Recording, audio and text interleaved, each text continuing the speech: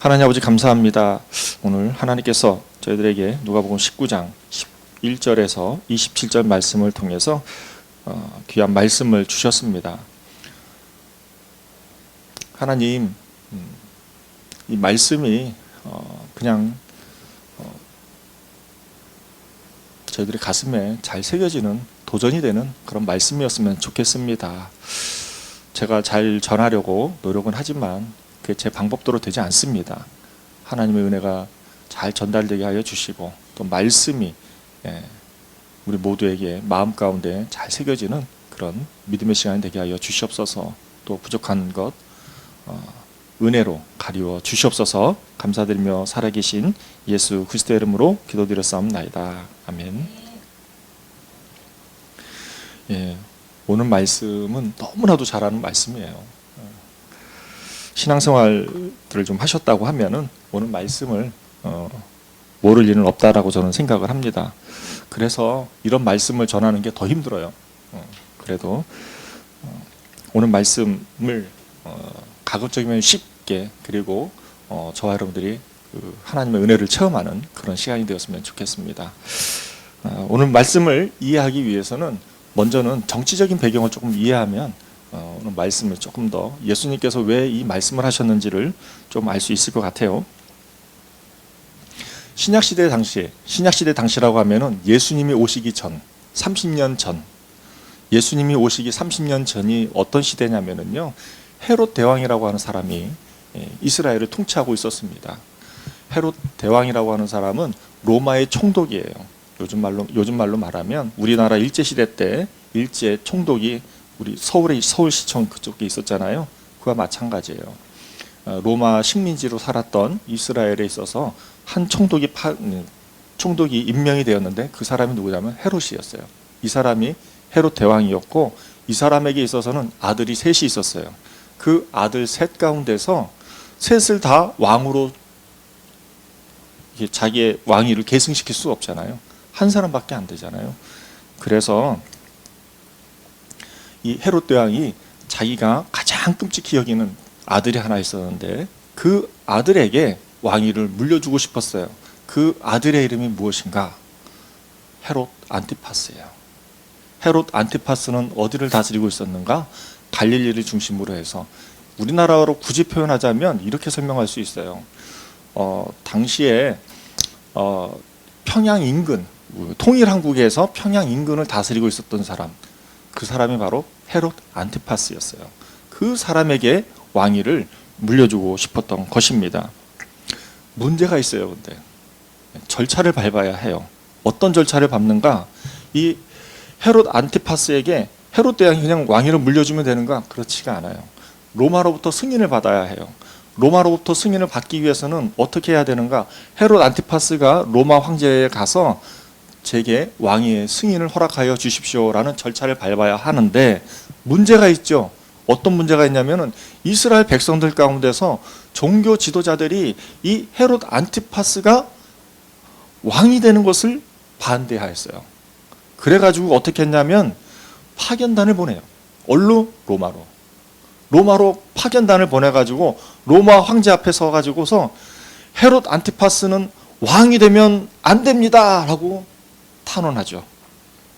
그런데 이 로마는 이 파견단의 얘기를 듣는 것이 아니라 헤롯 안티파스가 왔을 때에 뭐라고 얘기하냐면 중립적인 얘기를 합니다. 헤롯 안티파스, 당신이 능력을 보여주면 왕위로 인정해주겠다, 승인을 해주겠다라고 합니다. 그러니까 파견단하고 헤롯 안티파스 그 사이에 중립적인 방안을 제시를 한 거예요. 이게 로마의 입장이었어요. 그리고 돌아왔어요. 헤롯 안티파스가 자신을 반대하는 파견단을 보냈다는 얘기를 들었을 때에 여러분들은 잘했어요 이러겠어요? 당연히 싫어했겠죠. 그러다 보니까 헤롯 안티파스가 이스라엘을 통치할 때 정말 험악하게 통치를 합니다. 이게 배경이에요. 헤롯 안티파스가 뭐예요? 귀인. 그리고 이스라엘 백성들 가운데서 귀인을 반대하는 사람이 있잖아요. 그죠? 그게 오늘 말씀의 배경이 되는 겁니다. 예수님께서 누가복음 19장 11절부터 14절까지 말씀을 통해서 뭐라고 말씀하고 있냐면요. 이렇게 말씀하고 있습니다. 제가 PPT를 띄워줄게요. 예. 그들이 이 말씀을 듣고 있을 때에 비유를 더하여 말씀하시니 이는 자기가 예루살렘에 가까이 오셨고 그들은 하나님의 나라가 당장에 나타날 줄로 생각함이더라. 뭐예요? 하나님의 나라. 하나님의 나라는 왕이 통치하는 나라라는 거예요. 그런데 12절 이르시되 어떤 귀인이 왕위를 받아가지고 오려고 먼 나라로 갈 때, 이게 로마죠. 그리고 13절 그 종 열을 불러 은화 10문화를 주며 이르되 내가 돌아갈 때까지 장사하라 하니라. 그리고 14절 그런데 그 백성이 그를 미워하여 사자를 뒤로 보내 파견단이에요. 이르되 우리는 이 사람이 우리의 왕됨을 원하지 아니하나이다 하였더라. 이해가 되시죠? 이게 정치적인 배경을 예수님께서 인용해서 비유로 설명하고 있는 거예요. 여기까지 이제 다 따라오신 줄 믿습니다. 안 따라오셨으면 유튜브로 한번 더 들으세요. 아시겠죠? 그래서 15절 귀인이 왕위를 받아가지고 돌아와서 은화를 준 종들이 각각 어떻게 장사하였는지를 알고자 하여 그들을 부르니라고 말씀하고 있습니다.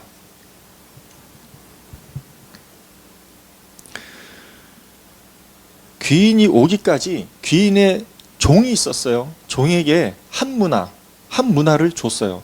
한 문화가 얼마냐면 당시 금액으로 보면은 200데나리온이에요. 200데나리온을 요즘 현대적으로 설명을 하면은 요즘 최저임금이 얼마죠? 잘 모르니까 그냥 대충 그냥 한 달 우리 월급 받는 게 200만 원이다라고 생각을 해봅시다. 그러면 한 문화가 얼마냐면요, 이게 6개월치 임금이에요. 6개월치. 그러면은 2, 6, 12, 1200만 원인 거예요. 귀인이 1200만 원을 종들에게 준 거예요. 주고서 어떻게 하냐면은 장사라고 합니다. 그리고 어디로 가요? 먼 나라로 가서 왕위를 받아가지고 다시 돌아오는 거예요.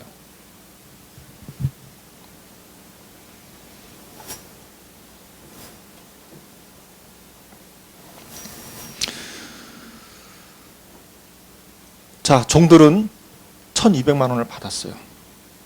200만 원 가지고 머리를 막 굴려야 되잖아요. 이거 어떻게 해야 되지? 장사를 해야 되잖아요. 장사 안 하실 거예요? 장사해야 해요. 왜냐하면 장사를 안 한다 하더라도 어차피 귀인의 종들이기 때문에 귀인의 일을 해야 돼요. 귀인에게 자기에게 주어진 일들을 기본적으로 해야 하는데 장사까지 해야 되는 것이죠.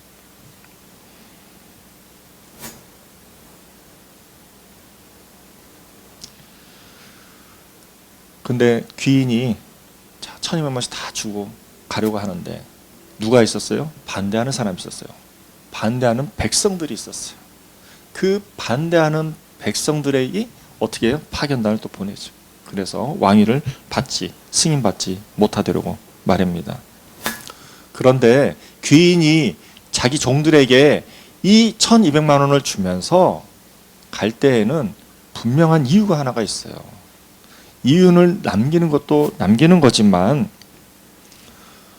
예수님께서 이 비유를 통해서 자기 종에게 말씀하시고자 하는 핵심은 뭐냐면, 한마디로 말하면 장사하기를 원하셨던 거예요. 근데 그 장사가 뭐냐는 거야. 세상에서의 장사는 성공이에요. 이윤을 남기는 거예요. 그게 세상의 방식이에요. 그런데 예수님께서는 자기 종들에게 한 문화씩 200데나리온, 200만 원씩에서 1200만 원을 주면서 뭘 원하시는 거냐면 충성하기를 원하신다는 것이죠. 이게 달라요.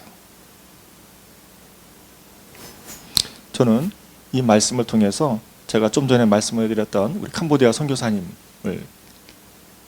저희 교회 방문하셔가지고 잠깐 교제하는 가운데서 우리 그 선교사님이 되게 재밌는 얘기를 하셨어요. 그 선교사님은 나이가 많으셨어요. 나이가 많아서 은퇴하신 분이에요. 사회에서 은퇴하시고 60세가 넘으셨겠죠. 기본적으로 60세가 넘으시고 퇴직금도 받으시고 연금도 받으시고, 그런데 그걸로 끝나지 않고 어디로 갔냐면은 캄보디아로 선교사로 가셨어요. 그런데 한국에서 파송을 받아서 캄보디아로 가셨는데 그곳에서 열심히 사역하셨는데 이분이 교회를 자그마치 4개를 세운 걸로 제가 알고 있어요. 여러분들 놀라지도 않네요. 그 캄보디아에서 학교 4개를 세웠다는 게 그냥 요만한 4개의 학교가 아니에요. 우리나라 대학교 같은 건물을 교회를 4개를 세웠다는 거예요. 근데 그분이 그렇게 교회를 4군데를 세워놓고 자신이 섬기는 교회 한 군데가 있는데 그 교회에 어디에다 초점을 두고서 그 사역을 하셨냐면은 어린이에다가 두고서 사역을 하셨다는 거예요. 그래서 어린이들을 중점을 둔 사역을 하는데 이 목사님이 어떻게 하셨냐면은요, 어린 아이들에게 30만 원씩 장학금을 주기로 하고 아이들에게 미션을 줍니다. 그 미션이 뭐냐면 주기도문하고 사도신경을 외우는 거예요. 근데 이 아이들이 캄보디아는 특징이 있는 게 뭐냐면요, 대학교에 나와도 캄보디아 언어, 카메르어를 몰라. 그게 특징이에요. 크메르어, 미안해요. 크메르어 깜빡했어요. 어쨌든 이 크메르어를 몰라. 그래서 학생들이 그냥 연수만 채운 거예요. 연수만 채우고 그러고서 생활하는데 목사님이 이를 아시고 어린 아이들서부터 언어를 가르쳐야 되겠다고 그래가지고 크메르 언어로 해서 주기도문하고 사도신경을 집중적으로 가르쳤습니다. 그런데 매주마다 이 아이들을 장학금을 주는데 어떻게 줬냐면은 잘 공부를 잘해온 아이들, 주기도문하고 사도신경을 잘 외우는 아이들은 장학금 30만 원을 딱 주는 거예요. 근데 문제가 있죠. 그렇게 못 외우는 아이들도 있을 거 아니에요. 못 외우는 아이들은 10만 원, 15만 원을 주는 거예요. 외우지 못한 것만큼 주는 거예요. 그러면 이 돈을 어디다 줘요? 주기도문하고 사도신경 말씀을 잘 외우는 애한테 더해서 더 주는 거예요. 그러니까 그 교회 다니는 어린아이들이 그 장학금 따기 위해서, 장학금 받기 위해서 정말 피 터지게 공부한다고 하더라고요. 근데 그게 그렇게 해서 근데 아이들이 조금씩 하나님을 알아가는 과정을 밟고 있다고 합니다. 이 목사님이 거기에 목숨을 거셨어요. 이게 뭐예요? 장사예요? 이것은 충성이에요. 하나님께서 맡겨주신 것을 활용을 해서 충성되게 섬기는 것이죠.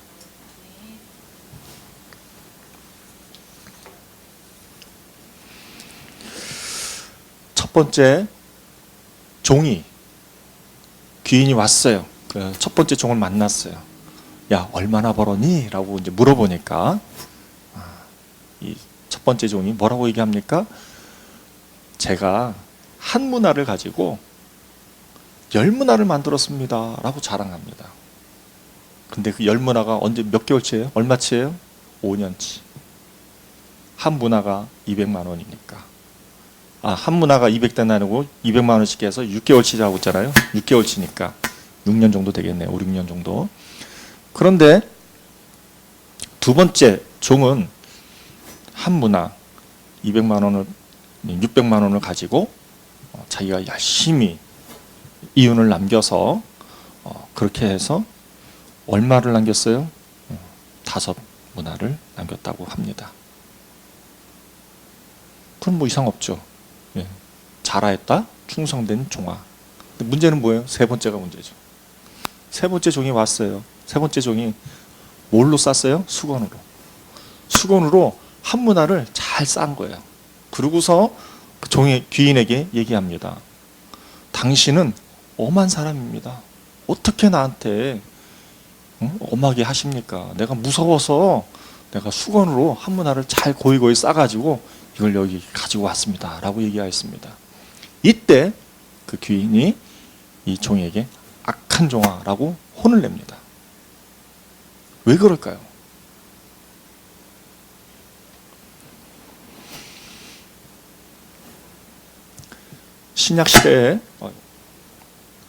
신약시대에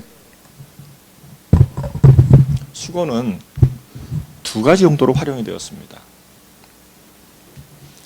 하나는 이 수건은 어떤 용도로 쓰였냐면요, 죽은 사람의 얼굴을 덮는 용도로 썼어요. 첫 번째, 어디가 그랬을까요? 죽은 나사로. 예수님께서 죽은 나사로로 갔을 때에 나사로가 누워 있었는데 그 나사로 위에 무엇이 있었어요? 수건이 덮어져 있었어요. 두 번째, 예수님이 십자가에 못 박히시고 돌아가셔서 동굴에 있는데 그 얼굴에 뭐가 씌워져 있었냐면 수건이 덮여져 있었어요. 이걸 통해서 수건이라고 하면은 수건을 덮었다라고 하는 건 뭐예요? 죽은 거예요. 한 문화를 죽인 거예요. 그런데 또 다른 측면에서의 수건이 쓰인 것도 있습니다. 그 수건이 어떻게 쓰였는가? 사도 바울이 얼마나 기사와 능력이 충천했던지 사도 바울이 갖고 있었던 그 수건을 가지고 병든 사람에게 닿기만 해도 그 사람이 낫는다고 합니다. 이게 수건의 용도가 두 가지 용도로 쓰였어요. 두 가지 용도로 쓰인 수건 가운데서 오늘 말씀을 통해서 어떤 용도로 쓰인 것입니까? 한 문화가 죽은 거예요. 하나님께서 맡겨주신 것을 죽인 거예요. 그랬을 때 하나님께서 뭐라고 말씀하시는 것입니까? 악한 종아라고 얘기하는 거예요. 그러면 뭐가 악한 거예요? 제가 아까 얘기했죠. 장사라고 했잖아요. 장사는 세상에서 봤을 적에는 장사고 이윤을 남기는 것이지만 오늘 말씀의 맥락을 통해서 알려주시는 건 뭐냐면 충성된 종이라고 그랬잖아요. 충성은 뭐냐면 신뢰하는 거예요. 믿는 거예요. 누가? 귀인이, 하나님이 믿는 거예요. 근데 이 믿는다라는 원어를 사전을 찾아보면은 작은 것들로부터 신뢰를 얻어요. 물건으로부터 신뢰를 얻고요. 하나님으로부터 신뢰를 얻고요. 관계로부터 신뢰를 얻는 거예요. 이 악한 종은 물건을 통해서 하나님과의 관계도 그렇고 물건도 그렇고 관계도 그렇고 다 죽어버려져 있는 거예요. 그래서 악한 종이 된 겁니다.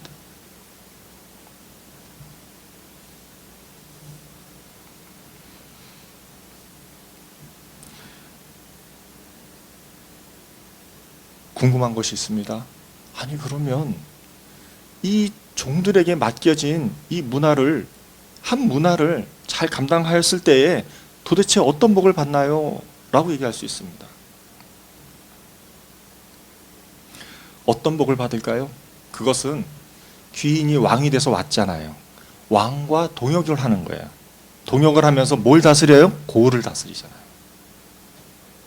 그랬을 때에 받는 하나님께 귀인으로부터 충성된 종이라고 하는 것은 하나님과의 사역에 있어서 동역을 한다라는 복을 받는 것이죠.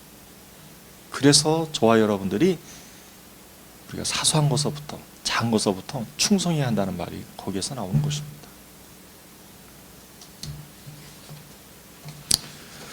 조금 더 구체적으로 쉽게 설명하기 위해서 말씀을 묵상하는 가운데서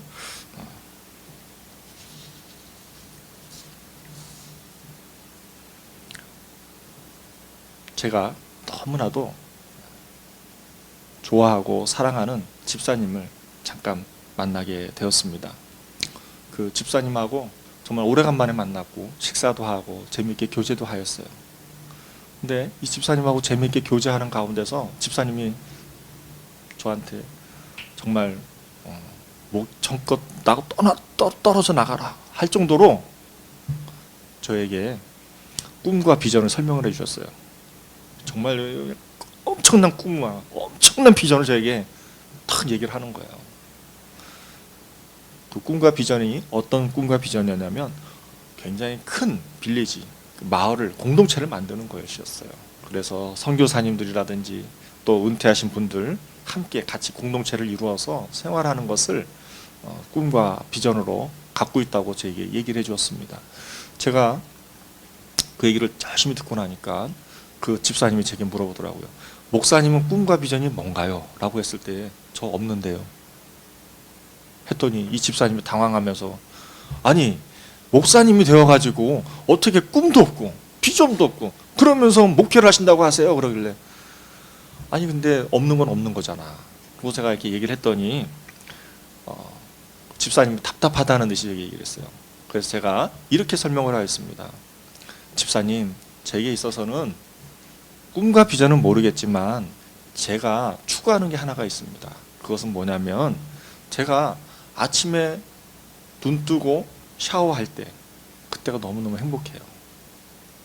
샤워하고 머리 감고 양치하고 그렇게 해서 탁 나와가지고 옷을 탁 입었을 때 그 기분이 너무너무 좋아요.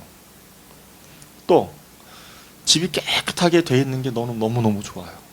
그럴 때 저는 기쁘고 행복합니다. 그래서 틈만 나면 진공청소기 돌리죠. 또 그렇지만 않죠. 제가 아침에 커피숍에 가서 커피숍에서 커피 한 잔 시켜놓고 말씀을 보거나 큐티를 하거나 설교문을 준비하거나 책을 보거나 할 때 너무너무 행복함이 넘친다고. 그 시간이 있어요. 12시 넘어가면 그것도 안 돼. 나이가 들어가지고 12시 이전까지만 해야 돼요. 12시 넘어가면 행복을 그 뭐가 없어. 그때는 다 사라져. 그러면 12시 때 뭐 하는가? 제가 제 아내하고 맛있는 점심을 먹을 때 행복해요. 그리고 또 그 시간 지나고 나면 제가 산책을 한다거나 이럴 때 되게 행복하다고 제가 이렇게 설명을 했습니다. 그랬더니 그 집사님 제 얘기를 듣고 나도 그런데요 목사님 이라고 얘기했어요.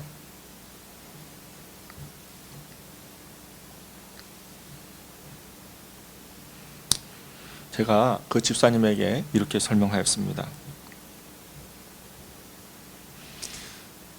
집사님, 꿈과 비전을 갖고 있는 건 중요합니다. 그러나 꿈과 비전을 쫓는 거는 문제가 있어요.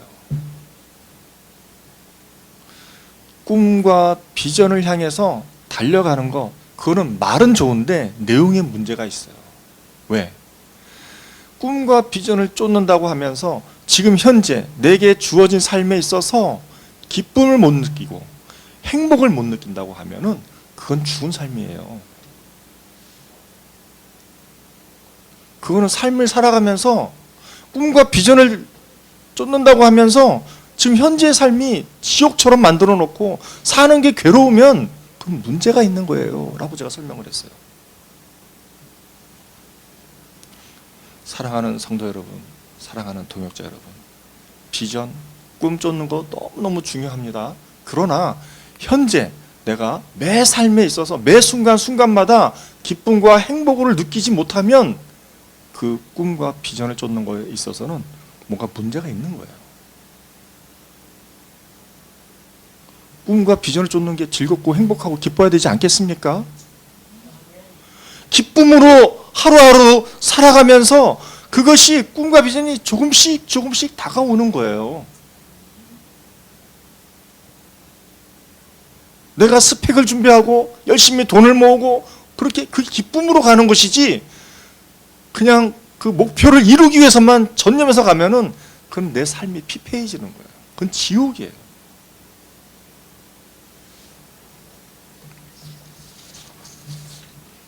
그 집사님이 제 얘기를 듣고 눈이 번쩍 뜨이시면서 목사님 제가 오늘 새로운 걸 하나 배웠다고.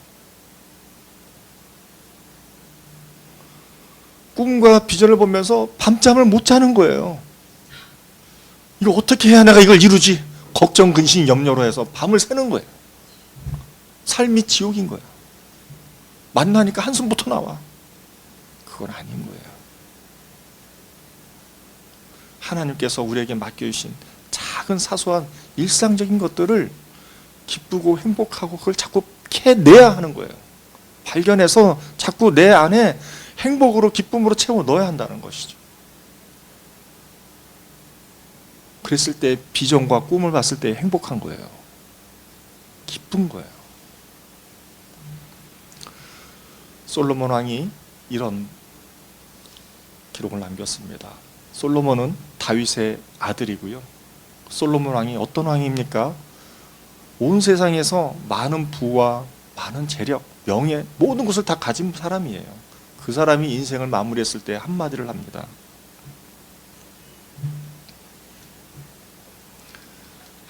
그게 전도서 6장 3절에서 6절인데요. 3절하고 6절 말씀 함께 읽어보도록 하겠습니다. 시작. 사람이 비록 100명의 자녀를 낳고 또 장수하여 사는 날이 많을지라도 그의 영혼은 그러한 행복으로 만족하지 못하고 또 그가 안장되지 못하면 나는 이르기를 낙태하된 자가 그보다는 낫다 하다니. 6절. 그가 비록 천년의 갑절을 산다 할지라도 행복을 보지 못하면 마침내 다 한 곳으로 돌아가는 것뿐이 아니냐. 무슨 말이에요? 삶에서 행복을 찾지 못한다면 그건 죽은 삶과 마찬가지라는 게 지옥이라는 거예요. 여러분들 오늘 하루 살아가면서 내가 어떨 때 내가 행복하지? 내가 어떨 때 기쁘지? 찾아내셔야 하는 거예요. 찾아내어야지. 그게 어떤 거예요? 그게 장사하는 거예요. 그건 이윤을 남기는 게 아니라 뭘로 남기는 거예요? 충성으로. 그게 신앙생활인 거예요. 아멘. 오늘 말씀 정리하고 기도로 마무리하겠습니다. 오늘 말씀 정리하면 하나님 나라가 무엇입니까? 하나님의 나라는 예수님이 왕이 되는 것을 알았다는 거예요. 근데 그게 아니라는 거죠. 그래서 예수님께서 비유로 말씀하고 계십니다. 한 귀인이 있고 그 귀인이 왕의 권위를 인정받아 가지고 오려고 하는데 자기 10명의 종들에게 한 문화씩 나눠주게 됩니다. 그러나 이 귀인이 왕의 승인을 받아가지고 오려고 하는데 반대하는 일반 백성들이 있었어요. 일반 백성들이 있었는데 어쨌든 이 귀인은 종들에게 한 문화씩 나눠주고 먼 길을 갔다 오게 됩니다. 그랬을 때에 첫 번째 종은 한 문화로 10문할의 이익을 남겼어요. 두 번째 종은 한 문화로 5문화를 남겼어요. 그러나 셋째 종은 한 문화를 뭘로 쌌어요? 수건. 왜요? 두려워서. 주인이 두렵고 무서워서. 그건 뭐예요? 죽어 있는 거예요. 그랬을 때에 이 귀인이 악한 종아라고 심판을 합니다. 더불어서 귀인이 왕이 되는 것에 대해서 반대했던 이스라엘 백성들도 심판을 받게 된다는 것이죠.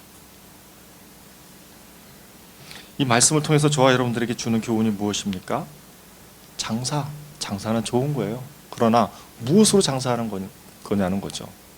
세상에서의 장사는 이익을 남기고 성공하는 것이지만 오늘 하나님 나라에 있어서의 장사는 무엇입니까? 작은 것에서부터 충성하는 게 장사라는 거예요.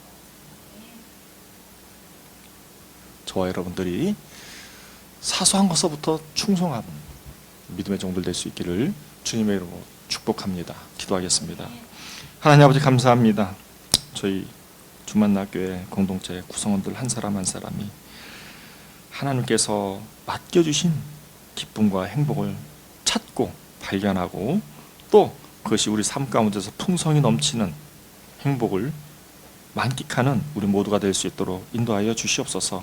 더불어서 이 기쁨과 행복을 삶의 원동력으로 삼아서 하나님의 꿈과 비전을 이루는 우리 믿음의 종들 될 수 있도록 축복하여 주시옵소서.